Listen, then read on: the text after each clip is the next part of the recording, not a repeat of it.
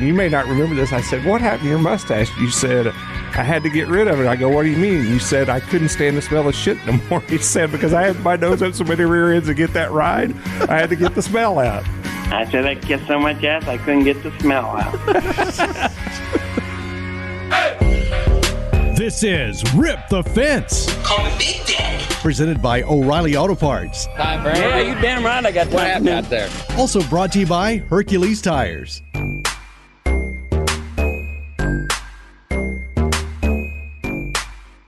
It's episode 105 of Rip the Fence, as we are doing another quarantine version on Zoom with Dylan Welch, myself, and we will be joined shortly by Kody Swanson, who, of course, won Dylan 5 straight Pat O'Connors, the only driver to do that, I believe, ever, right?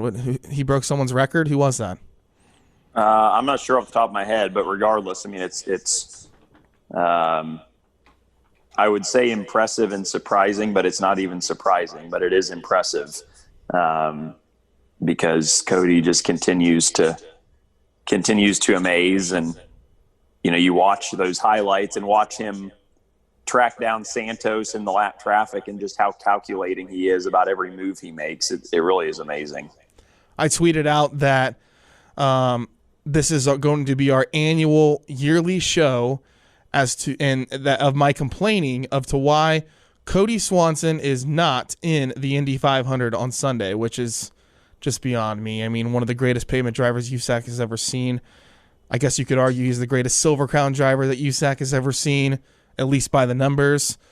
It's just unbelievable that every year we continually say that Kody Swanson has yet to be in an Indy car and he's not racing in the Indy 500 on Sunday. Yeah, well, and the good thing is that he's seemingly getting more opportunities, you know, whether that's him going out and hustling and making things happen, which I know it is, you know, or whether people are finally kind of taking notice at that level. You know, I think, you know, he ran the ARCA race at Iowa a few weeks ago. He's been testing some open wheel formula cars, I know, and he's at least making some progress on getting his foot in the door, which he's always said has been the hardest thing. So it's good that people are finally kind of starting to realize that and recognize that at different levels of the sport and giving him a shot to prove himself. No doubt. We'll talk to Swanson coming up shortly. We talked about it in episode 100, the fact that we made it to episode 100 and that we were going to probably start winding this thing down because we got to the century mark. Dylan decided he wasn't going to do a couple shows just because, yeah, it's not that important once you get past 100. That's not true. That's a lie. But needless to say, we are going to wind this thing down. I broke some news, I guess. Not really. I don't like making myself a news story. That's stupid. But our guest says he's still stuck in a meeting, but we can keep going here with the open. So I tweeted out that I produced my last pre-race show at the Motor Racing Network on Sunday, which of course was the Daytona Road Course race, big race. But yeah, I produced my last show, so I am leaving the Motor Racing Network. You will continue to stay with the Motor Racing Network. You're going to keep working races for them. You're going to be, you know, one of their voices, and you, of course, you are going to be probably one of the future, bright spots of the Motor Racing Network, that on-air wise. So our relationship with MRN is not going away because you obviously will continue to keep working with the Motor Racing Network. However, the podcast is also not going away. Now, we joked that we would stop at episode 100 and potentially there is we will potentially drop the name of the podcast. We can disclose that. But you and I working together, being a podcast together, covering dirt racing in general, will continue.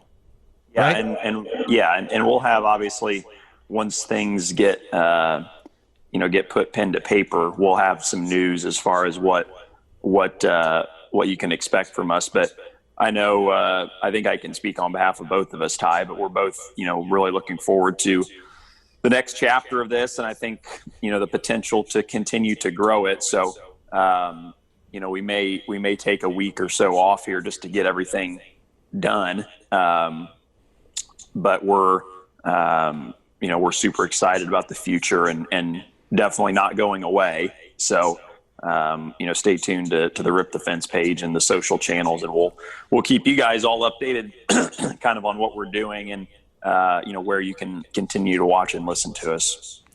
This, of course, coming on the heels of our 100th episode. We're now on 105.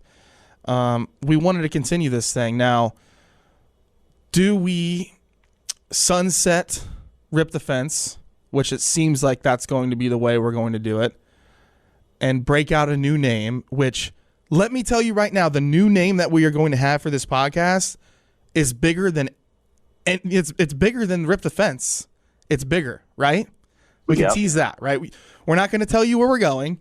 We're not going to, because we don't want to do that to MRN. Everything that MRN has done for us has been, we wouldn't have this podcast without MRN. So we don't want to really, promote what we're doing next or, rain on MRN's parade, because this is a celebration of what we did at MRN for 105 episodes. Now it's going to be 106 is going to be our final show here at MRN. But we will tell you that there is most likely a chance that the name Rip the Fence podcast is going to sunset. Now, does it come out later, down the road? Maybe.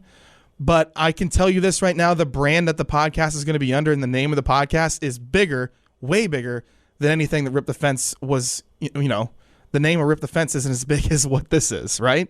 Yeah. I mean, no, it's going to be cool. We're both excited about this. Right. And, I think it has potential to be even bigger than just non-wing racing, which, we started this, with the love and the direction of Chris Schwartz, our boss. And he's been, so supportive of it from day one, which, like you said, Ty, we obviously appreciate, because it's given us a platform to kind of expose ourselves to a new crop of people and fans. And obviously, it's kind of taken on a life of its own here, over the last year or so, which has been so much fun for both of us. But we're super excited. I'm super excited about, the future, like I said, and everything that I think, we're going to be able to do just with, this new partnership that we're going to enter into. So, definitely want to, this isn't the last show, so we'll give a proper tribute next week, but definitely appreciative of MRN and everything that they've done and provided for us as far as, being able to record this show and, the access that they've given us to, a lot of our really, really great guests. I took a lot of heat because when I announced that it was my last pre-race show, I wanted to keep it separate, right?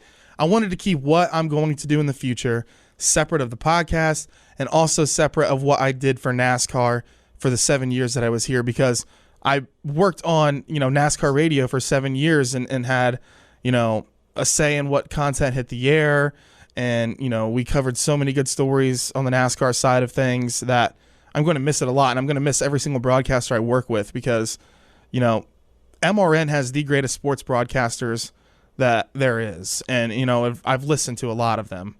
I grew up, listening to radio, of course, Marty Brenneman, my favorite, probably, Reds announcer.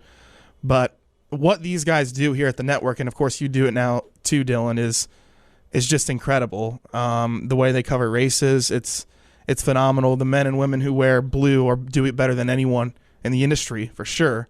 But in sports broadcasting, in my opinion, that no one does it better. So I have been very, very proud to wear the blue shirt. I will always be MRN family. I love this place. It's near and dear to my heart. I grew up here. I mean, I've been here for 7 years. I left college. Me and my wife, it was my girlfriend at the time, drove down here and started working for MRN. It's been my life ever since. So I'm going to miss it, but I'm really excited about what's coming forward, and I'm ready to announce it. But the sticky part of it is it already is on paper, and I've already signed my deal. But I don't want to announce it yet just because of the podcast, and I want to wait and get some things, ducks in a row so we can do it right and promote it right. So 106, episode 106. What's that?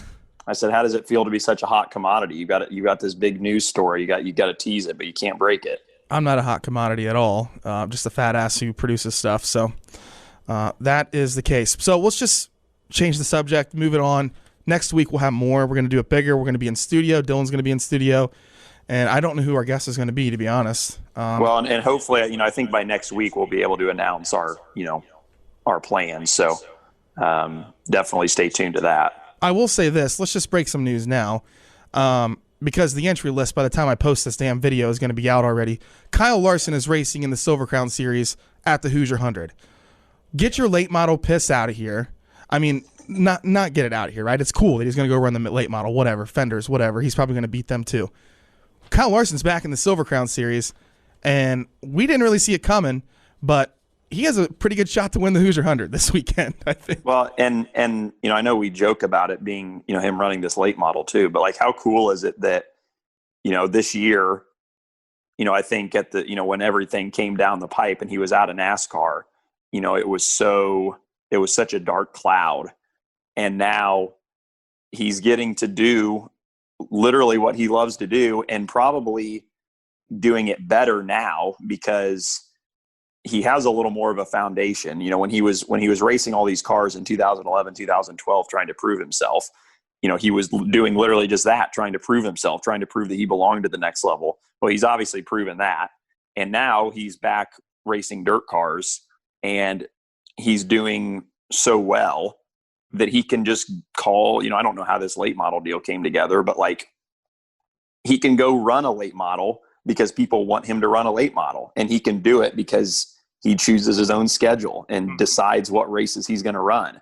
So he can go run a late model because he's never done it before. He can, go get back in a Silver Crown car because, it's been since 2011 since he's run one. So I love it. Like as a fan, I think it's so cool that he, and not that this was ever going to be in doubt, but that he has, embraced this dirt racing thing again so wholeheartedly and is just out having fun. Like he's out obviously kicking everybody's ass, but he's also out there, checking things off the bucket list, and doing things that he's probably wanted to do in races he's wanted to win, for a long time. So I think it's awesome. I'm excited to, see what the rest of the year has in store, what other, crazy things he can get into and run. And like you said, I mean, he'll probably go win this late model race wherever he's going to run, because that's just what he does. There's something funny about the fact that all these late model fans like took a picture from outside the track of him in a late model and tweeted it out and like ran with it. And, it's just funny that Larson is, the biggest story in dirt racing this year. Yeah. And think about that. Like it's kind of, sprint cars and late models. It's kind of like almost comparing like IndyCar to NASCAR as far as like you have your snobs in each division that think the one is better than the other. And they really are pretty different disciplines, for obvious reasons that I don't have to explain to you guys watching this, but I mean, they're very different. The fan bases are very different. The people, the personalities are all very different.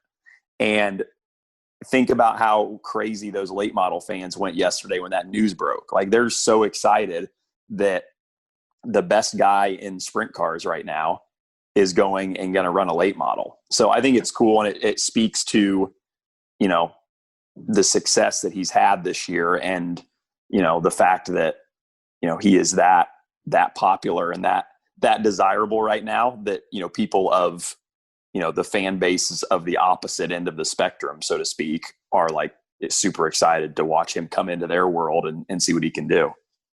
So because we have a friendship with Larson, we have not broken the news story that he was going to run the Hoosier 100, even though we found out about it way early on. We're waiting for Richie Murray's entry list to be out, which will probably come out before this episode releases. But we don't know who the owner of the car is going to be. We know that there's going to be some kind of partnership with Chris Dyson. We believe it's going to be one of Dyson's car, but has a different ownership name. We do not know. Just check the USAC Racing entry list to see who Larson's running for. But I do know this. He will not run that race unless he knows he can win it and has a car to win it, and he will. He will have a shot to win the race. And that's one he hasn't won. He won he won Eldora, obviously, and then won one of the Illinois miles in 2011 when he was racing, pretty much everything on the USAC trail. So that's one he hasn't won. So it'll be, one, it's great that the Hoosier 100 is back.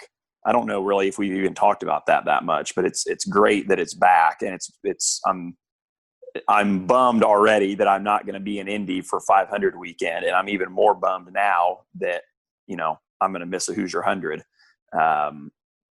But it's awesome that he's again, like, back to the point of, like, he could literally call anybody he wants right now and get in any type of car at any racetrack, and he's chosen to find a Silver Crown ride for the Hoosier 100. So, like, I think that's awesome, and I think it's cool that he respects that race and those series and that car enough to, make that one of his races that he wants to run. Back to the late model guys. We don't want to burn any bridges there, making fun of them going gaga over Larson getting in one of their cars.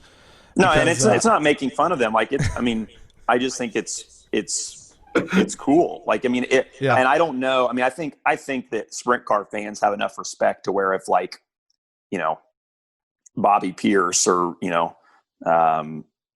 who's another late model guy like Brandon Shepard or, one of those guys, like, wanted to come run a sprint car race. Like, I think people would think that's cool. But Larson just transcends. He is so much bigger than, he's bigger than anybody in the sport right now, I think, because of what he's doing right now. So I think that, like I said, I think it's awesome that he has that reach, and that people are genuinely excited when he shows up at the racetrack. That doesn't happen very often. Like, there's not a singular person that I can remember, over the last few years that people in the dirt racing world will genuinely buy tickets just to see him race. And I think that's happening right now with Kyle. Yeah, he's definitely one of the biggest in the sport of dirt racing, no doubt. I saw some numbers compared to Brandon Shepard. He and Larson are closing in on the 400,000 mark of dollars won this year in a dirt car. Of course, Brandon has won it in late models, and Larson's done most of the money grabbing from the midgets and not the midgets, they don't pay jack, but the sprint cars mostly, and then the midgets, of course, he ran through the entire Indiana Midget Week. All right. And like I was saying, I don't want to burn the late model relationship, because I believe in this new venture that we're going to be taking on here in a month or so, that Scott Bloomquist is in my top 5 interviews that I want to have soon, for sure, because that guy, he's got some great stories. And there's also some wing sprint car drivers that I want to get on, Steve Kinzer and Donnie Schatz and a couple others that we can, talk to that would make our show line up even better. All right, this week is Dryden Week on MRN as we get ready for the Dryden doubleheader at Dover's Monster Mile. Learn more about their complete line of automotive, commercial, and industrial lubricants at Dryden.com. That's Dryden.com, the hardest working brand in heavy-duty lubrication. That's Dryden. Before we get to Kody Swanson, hopefully, because I just got a text from him, and I'm about to tell you what happened here in a second, but let's get our O'Reilly Auto Parts presented by O'Reilly Auto Parts. Our hat shakes for all of your car care needs. We're close, convenient, and known for our guaranteed everyday low prices and excellent customer service from our professional parts people you can trust. Stop by your local O'Reilly Auto Parts today. O'Reilly Auto Parts, better prices every day. All right, your hat shake. Who do you got this week? Well, I'll tell you, I kind of want to give mine to a collective group of people, but it's more so about what's coming up this weekend. And I think, one of those groups is Bob Sargent and Track Enterprises and everybody at Lucas Oil Raceway, Casey Kohler and his team, and then USAC as well, because, I think all of this stuff has come together, so nicely for this coming weekend with the Silver Crown cars at IRP on Friday. And then you turn around and you've got the night before the 500 on Saturday with pavement sprint cars and pavement midgets, which I think, is going to have a really, really solid turnout of cars on both of those, in both of those fields. And then you get the Hoosier 100 on Sunday. So, it is very much like what we used to have, several years ago when you'd run the Hoosier 100 Thursday, and then you'd have, or Friday, even some years. And then you'd go to, you'd go to IRP on Saturday for the night before the 500, and then get up, on Sunday and go to Indy. So like, I think that in the state of things currently, some sense of normalcy and a schedule like this where, there's exciting events, in some cases, events that haven't happened for a long time, back on a schedule where you can go and, watch pavement cars at IRP. Like, I think it's so awesome. And, I'm genuinely jealous that I'm not going to be home this weekend to go to any of it, because I just think it's so cool that we have these marquee and historic races back on some sort of schedule. So to everybody who's responsible for putting this weekend on, a big hat shake to those guys. You're jealous you're not racing a pavement midget is the problem. Oh, I am 100%. And honestly, it would be hard for me to go to IRP on Saturday and just watch, because I wanted so badly to race in that. So super, super jealous of everybody that is getting to run in it. And good news is I think there's, plans for the future, racing wise there. So hopefully maybe next year we can put something together. My hat shake, my O'Reilly Auto Parts hat shake of the week is going to go to the Gene Nolan Racing Team. They lost Gene over the, off season. It was a tough time. Of course, Kody Swanson drives for them, and the famous yellow 20 car rode again at the Pat O'Connor Classic, which was a dicey race. Right up on the rim at Salem, never lifted hardly. You just have to send it and just pray it sticks every single time, and Kody did that. But the whole team to gather around Kody, I'm sure emotionally this has been a tough year to go racing because Gene is not here. But he is watching, and he has seen, them have success in their first win of the year, and I'm sure they're going to have success again at the Hoosier 100 this week, and I'm sure they're going to run up front. So congratulations to the entire Gene Nolan team on winning yet another Silver Crown race and continue to pad, Kody Swanson's stats and lead in the Silver Crown Series. All right, when we come back, we're going to talk to Kody Swanson. This is episode 105 of Rip the Fence.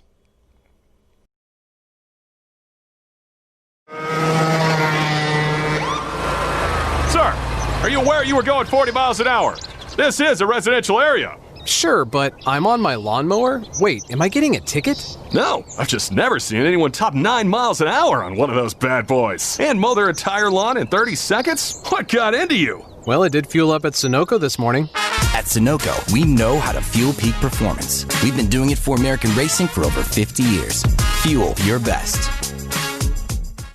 Citywide to countryside. Whatever you drive, wherever you go, Hercules Tires has the value, selection, and industry-leading warranty to get you there, no matter where the road takes you. Go to HerculesTire.com. There you can find the nearest authorized Hercules retail location to you. Plus, you can use the tire tracker to find out which Hercules tire fits your vehicle the best. That's HerculesTire.com. Hercules Tires. Ride on our strength. Welcome back to episode 105 of Rip the Fence. We are now joined on the Zoom call here by the champ, Kody Swanson. He has now won 5 straight James Pat O'Connor Memorials at the Salem Speedway, which is wild and dicey every time we go there. But Kody, congratulations on the win. It's fun to talk to you. Hey, thanks. I sure appreciate it. A lot of fun this last weekend, and always enjoy talking to you, Tyler and Dylan, and being on the show. Thanks for having me. Watching the highlights of Saturday, in the lap traffic specifically, when you got by Santos, how dicey was that from the cockpit? Because it looked like it was a little. You had to catch your breath a couple times there. Salem's dicey by yourself, let alone when you're trying to race for the lead and have lap traffic on top of it. And there was one point we caught catching cars in front of us that were splitting one another 3 wide, all while we were trying to race for the lead through it. So it was plenty dicey, and glad that we were all able to make it through unscathed and eventually use lap traffic to get to the lead and get on with it. You've raced with Bobby Santos for a long time. He's a great pavement racer, one of the best USAC has ever seen as well. That move, obviously clean. You guys probably have a pretty good friendship, but how do you keep it as clean as you do with, there's such a narrow groove there just at the top of the racetrack and making that pass? How difficult is it? Yeah, like I said, Salem is dicey by yourself. And what I mean by that, and like you picked up on, it's a narrow groove, and it is so fast in the groove and so rough and difficult once you leave it, that it's really hard to fit side by side. And, Bobby and I race really hard a lot, and maybe we aren't really close as friends, but I think there's a lot of mutual respect for one another. I know I certainly have it for him, and we always try to race really clean. The thing is, one of the things I guess we're fortunate about is that when we're racing, it's usually the stakes are pretty high. We're usually pretty close to the front. It's not like we're arguing over 8th or 9th, where not that you would let a guy go, but where you could a little bit easier than we're battling for the lead. And so it's one of those things where you race really hard, but you try to be as clean as you can. We have respect for each other like that, and there have been times that like I said, in racing hard, that you get close. And Salem was one of those places it was tough to be very far away from one another, but I don't really feel like we ever leaned on each other or took up room that wasn't ours there. And the lap traffic, kind of changed the pace and changed some of the race, and really gave me a chance to get in the thick of it a little easier, because then we both had to leave the lane a little bit, and that's when opportunities are, especially if you're running second. I had all the benefit of when we got into traffic, because I didn't even have to wonder which lane was right. Whichever one he chose, I got to choose the other and just see how it played out. Had to obviously be careful as we're catching multiple cars and things like that, but that's what I love racing about the Silver Crown Series, is we have long races and lap traffic's part of it, and you get a chance to race through it and battle through it and try to settle it that way. So definitely a intense night of racing there at Salem. How valuable is it when you're in those situations, like at that place specifically, to just have the knowledge and understanding of how the guy you're racing is going to race? Like you've raced Bobby a long time, like even back in midgets and stuff. So kind of understanding his tendencies and where he's going to go, like how valuable was that for you? Yeah, I mean, as much as anything, you're watching him, watching his car and the line he's trying to choose to run around there, and then you're trying to watch the cars in front too. So so much of lap traffic is knowing the guy you're racing, but also knowing the people that you're catching. And knowing Bobby, he's really, really good, and he's not going to make many mistakes, if any. So you better be there to capitalize on it if there happens to be one. And he like I said, he's smart. So the way he was running the racetrack, when I would get close, he was making sure not to leave any extra room in the wrong spots to get caught up or to get past. And I got lucky that we caught a number of lap cars in a row, and it kind of really broke both of our rhythm and kind of forced him into a spot that he didn't want to be in. And I was lucky to be close enough just to fill the space on the other side. And when we got into turn one, it was my lane that opened, and just one of them things where the only for me, you're trying to be in second, you're trying to strategize and trying to figure it out, and ultimately it just comes down to individual moments. And the first 5 or 6 times I tried, didn't work. No dice, he got through, and I'm still second. But if you keep after it enough, hopefully one falls your way, and try to take advantage of that moment when it comes. The Silver Crown Series has obviously picked up, dirt at Sealands Grove, where Shane Cottle won and you ran there. Then you, of course, won at Salem, and then now you're going to the Hoosier 100, which is, of course, one of the most historic Silver Crown races of all time, which is back. I'm sure your excitement level, knowing you're a defender, knowing you're a winner of that race, is off the charts going back to the Indy Mile, right? Yeah. I mean, I'm obviously excited to go to the Indianapolis State Fairgrounds. What a cool place. History, unlike anywhere else we go. And I'm really thankful that it's back on the schedule for this year and that we get to do it again. And Sealands Grove wasn't our strongest race. It was something that we struggled through as a team, and that part of it makes it a little tough. Maybe shakes your confidence a little bit because we did have a tough night. But one of the things I'm thankful for is a lot of great members that are on this Nolan Racing team have been digging really hard to make us better and to try to figure out what happened there in Pennsylvania. And I know you leave Sunday night and I drove all the way to Richmond, Indiana without sleeping because I really couldn't. And I think a lot of our guys were the same way and all kind of put our heads together that Monday night once we got back to try to sort out what may have happened, where we went wrong and what path we got on that led us further in the wrong direction to struggle like we did. So racing's a tough sport and you're going to have bad days and thankful to have good people around that maybe that can be our worst day and we can continue just improving from there and trying to get back to the front of the pack a little better than we were there in Pennsylvania. So I'm excited to go to Indianapolis State Fairgrounds, the place that I've been comfortable at and been fortunate to have a little success at and maybe build a little confidence with too. So hopefully we can have a good run there. That kind of caps off a busy week for us. So I know you mentioned that with the Silver Crown cars, but we're at Lucas Oil Raceway on Friday night with the Silver Crown cars as well for race that honors a friend in Dave Steele, and excited to do pavement and dirt both pretty close together like that.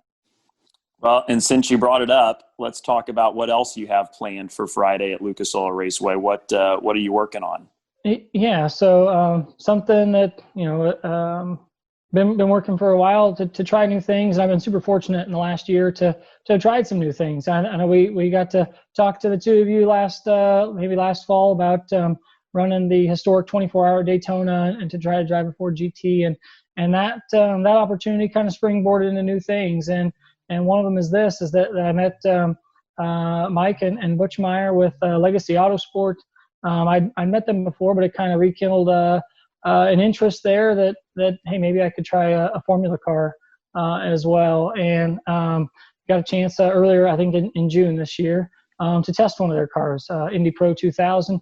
We went up to La Crosse, Wisconsin to get a couple laps in it, and Fred Edwards with Metalloid Corp is someone that's works really close with the team and sponsors it, but is a part of it as well, and stepped in to give me a chance to get some laps, and it was a really fun experience. Neat. I mean, everything is different. Even the way you sit is different. So to try to learn some new tricks for that day was fun, and something that we kind of stayed in touch on was, okay, where do we go from here? And really looking forward to this week that we're going to get a chance to race it, I believe, at Lucas Oil Raceway, a place I got some laps at before, and it'll definitely be different, a whole different line. It'll be weird to be sitting that close to the ground, but excited to start with the road to Indy, at least get some experience, a rear engine car. And like I mentioned, the Myers and Legacy Autosport and Fred Edwards obviously being a big part of that, but Rico Elmore and Fatheads Eyewear, you guys got to see a little bit ago. He helped me get a chance in an ARCA stock car. We're talking about learning new things and help kind of fill in some of the gaps to get us on the track here this week at Lucas Oil. So really thankful for everyone that's involved and to help give me a chance. I know they talk about people getting a break, but sometimes it takes a lot more than one person just to make it happen. I'm thankful to have the support of multiple people pulling for us and giving us a chance to get some experience and hopefully see how we can do. So that really kind of debunks my agenda for this show, talking about how you're not going to get a chance to make it to the Indy here because you're on that path. So is this would be like the first, and then you have Indy Lights? Is that the two series, this series and then Indy Lights, and then of course the big series? Yeah. So the road to Indy. I think it starts with the USF 2000 series. If you do the whole thing how you're supposed to do it, you win the championship with that, you can graduate to the Indy Pro 2000. Indy Lights are above that, and then obviously in the IndyCar. I'm probably a little too old to run the whole ladder by now, so lucky to have a chance to kind of jump in the middle with the Pro 2000, the Indy Pro 2000 series, and with this year with Indy Lights on hiatus with all the craziness that's going on this year. I'm really thankful to have a chance to get some experience in an Indy Pro 2000 car. I know that, where I come from is quite different, and maybe high horsepower and big tires and no downforce, and guys have made the transition straight to Indy Lights and done well. But for me, there's so many little things that are different. How you sit, just trying to get comfortable in your own skin, understanding what the car is going to do. Even the way you turn the steering wheel is different, right? Difference from a gear and a drag link and a steering arm up on the front axle to having rack and pinion steering, that you're laying down and, reaching the wheel that way. So the sensation is different. The G-force is different. And if I ever do get a chance to try one at the Speedway, obviously I think it'd have to be Indy Lights first and the Freedom 100. I'm thankful to have the opportunity to learn about rear engine cars, about this type and the road to Indy at any level. So looking forward to learning a lot about it and racing against some guys that have been running the series for a bit and have a lot more experience than I do in this type of car. So like I said, man, we've talked before, and it's been hard to kind of break through, and thankful for everyone that has pitched in to help at least give me a chance to try. Well, and you talked about the ARCA car, and I was fortunate to be at Iowa and watch you, and we talked about this, but you're a competitive guy, and you want to win everything you get in. But I know that you're aware that there's a transition period that goes into jumping in a stock car, jumping in an Indy 2000 car. So how do you manage the expectations, or your own personal expectations of okay, I'm getting these breaks, but I also understand that it may be unrealistic of me to expect to go out and win right away. How do you balance that in your head? Mm-hmm. Probably not very well, because I have a hard time turning off the idea that we should be good enough to win. And I guess I've been fortunate that I've been spoiled in that way lately, that I've been able to take that approach to it and go out and compete for top finishes. There is a transition period for sure. And, I've talked among other people, and with you too, that, when a guy made his ARCA debut in times other than this, they probably tested somewhere, probably tested at that track. They probably had a series test the time before, and they had a lot of laps before they got started. And, weird year, wild year, but this is the time that the breaks have been coming, and I'm not in a spot to be able to wait around for next year to get a test or to get things going. And I understand the series the way they are, and the rules they've had to make to make their series competitive and viable, and to not have costs overrun with testing.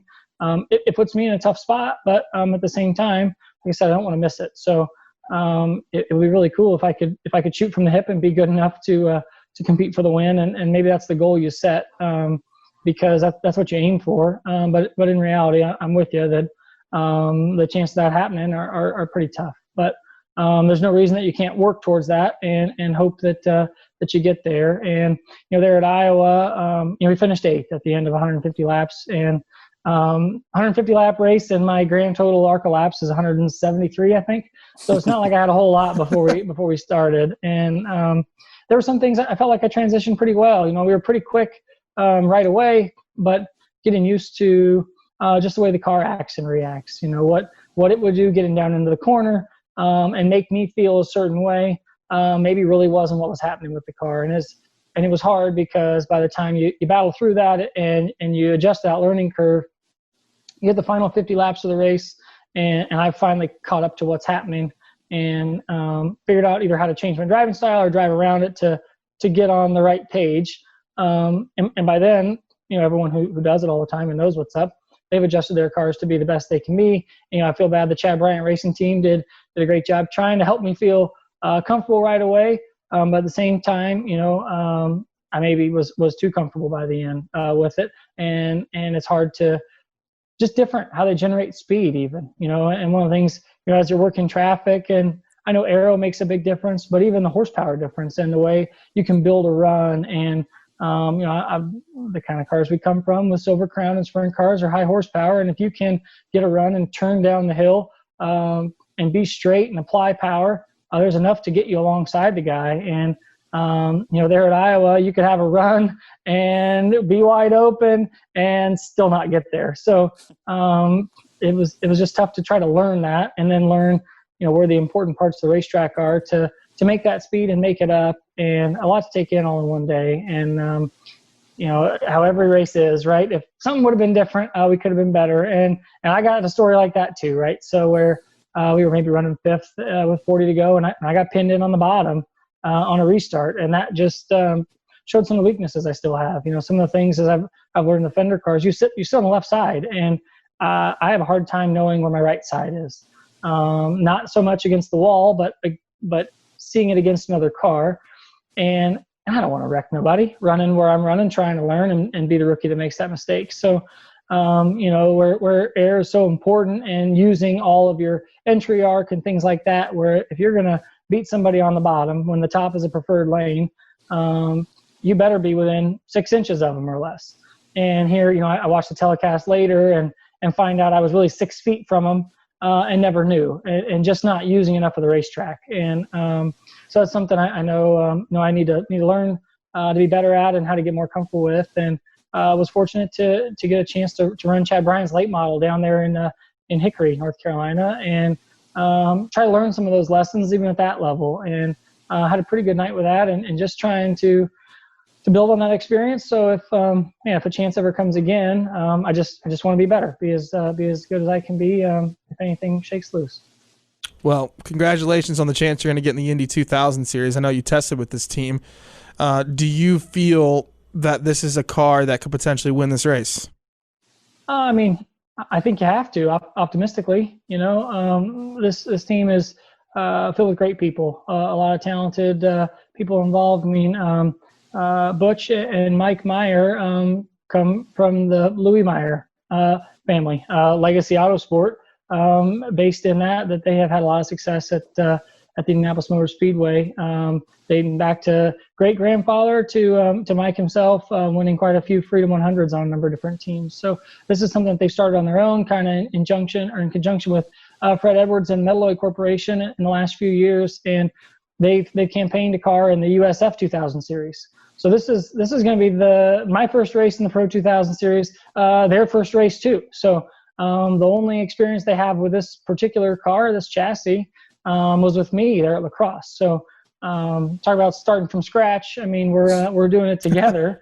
But man, I'm thankful to have the opportunity, and in that test got to work with engineer Matt Curry, and some people who have a lot of experience in the sport. Maybe not in this particular car or this particular series, but have been around racing a long time and are very sharp and have been great trying to help me get acclimated to what's normal, to what to expect, and excited to give it a shot. And the way the format is for this event versus Iowa is a little bit different. I think that we get maybe 3 different sessions, maybe half an hour each.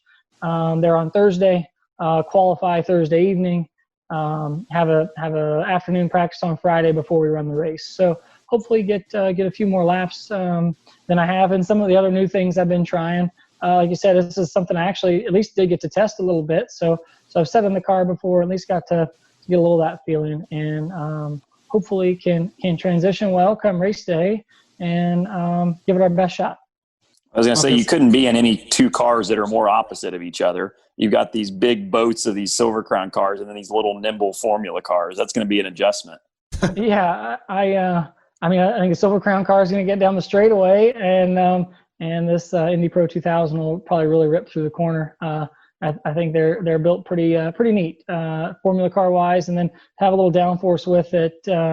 Should be fun to try to transition back and forth, and hopefully I don't get my wires crossed and try to drive one like the other. That'd be a little more excitement than I had bargained for. So. Well, I'm sure you'll give them hell, both races during that night, and then of course going to the Hoosier 100 the next night.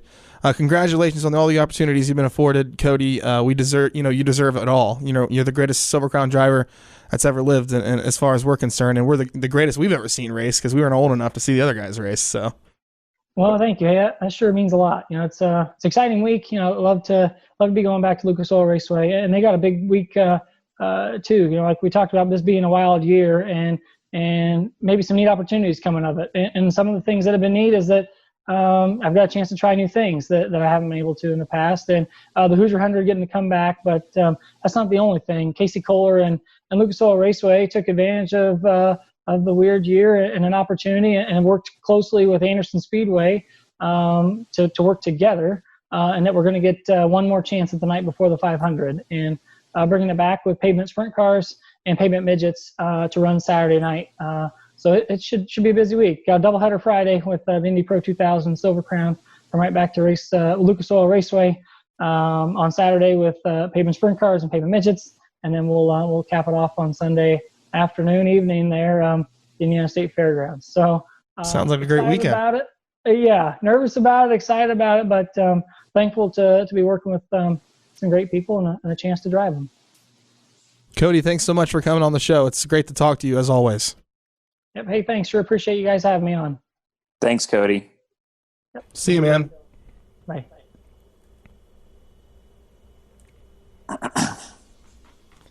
Kody Swanson, everyone, breaking a little bit of news on the Rip the Fart podcast, Dylan. That's an exciting deal there for him. Yeah, it's great, and it's well deserved, obviously, because we've talked about it for years. But Kody deserves this too, because he has worked so hard to try and make this happen. He was down here in Charlotte last fall or early winter sometime, meeting people, going to shops, trying to put something together, and like he's been trying to do for, 2 or 3 or 4 or 5 years now. And we actually him and I went and got coffee together and sat and talked about it. And he was like, man, it's hard. I mean, it's hard to keep going and keep trying. And, it's just so great to see his dedication and his hard work, to get these opportunities pay off. But like we talked about in the open, it's even better that there's people out there who are recognizing his ability and his talent, like Rico Elmore at Fatheads, that are giving him these opportunities. So couldn't be happier. Couldn't happen to a better guy. He deserves it more than anybody else that would get those opportunities. So super excited to watch him. Super excited to watch him this weekend. I think he could win, a lot of races this weekend theoretically. So excited to watch him as always on the pavement. And then of course, every time he gets on the mile, he's the guy to beat. Well, he's got to beat his brother on Saturday in both of those races with the midget and which is going to be awesome. The sprint cars. That's probably his hardest competition. It really probably will be, because Tanner is just as good as Kody. He just decided he wanted to go back to California and be a farmer as opposed to, staying here in Indy. So they're both going to go at it hammer and tong, and it's going to be awesome to watch. It really is. So again, Friday, tune in. I don't know how you can watch the Formula 2000 race, but keep tabs on his race there. And then of course, Flow Racing will have the Silver Crown race. Is that right? Is Flow covering the races at IRP? I would assume, right? And I believe they're covering Saturday as well. Are they? I believe so. Don't hold me to that, but I think so. Yeah. I believe they're covering that. And then, of course, Sunday they'll be at the Indy Mile for the Hoosier 100. All of that racing on Flow Racing. Check it out and see if Kody Swanson can maybe get 5 this weekend. All right. Before we go, pristineauction.com, RIP. Use the free promo code. It's $10, folks. $10 free. If you know anything about cheap, it's Dylan Welch and me. And getting $10 is important. So go to pristineauction.com if you would like to buy anything between sports, movies, arts, music. They sell all kinds of stuff on pristineauction.com and auction it off, so you can get free $10 by using the promo code RIP. D. Welch, one more final episode here. The white on flag Rip the waves. Fence. The white flag is waving. The white flag is Bank 1 to go. The Credit One Bank 1 to go is flying on the Rip the Fence podcast. 106 is where we'll end. Why did we end at 106? I know, we didn't plan that very well. It's not a very important number. 106 next week. Check us out on Rip the Fence. We'll see you next week.